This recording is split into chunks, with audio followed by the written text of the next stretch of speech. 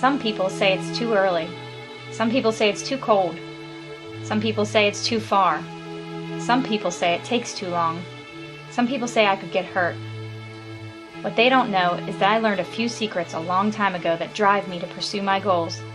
If it hurts, it will only make you stronger. If it requires sacrifice, victory will be that much sweeter. And finally, nothing, and I mean nothing, compares to reaching goals that others said were out of your reach. I've loved competition since I was a little girl, but I never imagined it would bring me here, training for the opportunity to compete at the Ironman World Championships in Kona, Hawaii. It's a lofty goal, I know, but I'm excited about the journey I'm about to undertake, and I haven't come this far by being afraid of a challenge. My day starts very early, usually around 5:30 a.m. It's off to the gym to begin my first workout of the day. On Mondays, Wednesdays, and Saturdays, that's swimming. It took 8 months of practice and drills to learn the most efficient strokes and the correct body position in the water. These days I can finally keep up with the faster swimmers in my master swimming group. The swim is the first and shortest portion of the triathlon, but it requires intense training. A slow time out of the water can be incredibly hard to offset on the biking and running portions of the race. And veterans will tell you that you can't win the triathlon on the swim, but you can certainly lose it there. Once I've put in at least 3,000 meters or about 2 miles of swimming, I usually have a bike workout afterward. Come on, it's time for another workout. During the winter season, bike workouts are usually done indoors on a trainer or stationary bike. I often use tricks to keep myself motivated, like doing intervals, listening to music, or watching movies.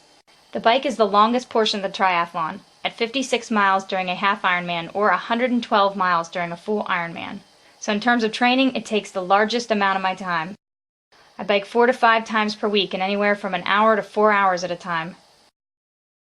Running. It's where my athletic career began and where the triathlon ends.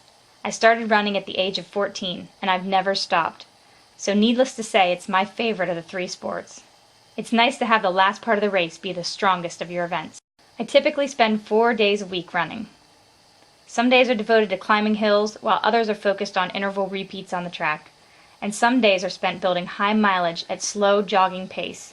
My Saturday long runs reach about 14 or 15 miles at their peak, which takes me around 2 hours. In total, I train between 12 and 20 hours per week in addition to working a full-time job and keeping up with my family, friends, and other responsibilities. I don't watch much TV, but I don't feel like I'm missing much. I love what I do, and at this point in my life, I wouldn't have it any other way. I'm fortunate to have the opportunity, to have the ability, the time, and the means to train the way I do. I'm also constantly surrounded by other athletes in my area that are also training and striving to reach their goals. Some of my friends and family think I'm crazy, but they have always been encouraging and supportive, no matter how ambitious my goals have been. I'm incredibly grateful for the blessings I've received so far, and I know I'll need a lot more in the future. I may not be the fastest swimmer or the most talented athlete, but I can guarantee you one thing. I'll train as hard, if not harder, than most of the other athletes out there. And that, I believe, is what will give me a chance at making my dream come true.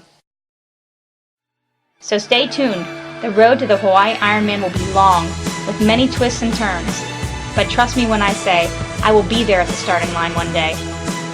A wise man named Joe Louis once said, "You only live once, but if you work it right, once is enough."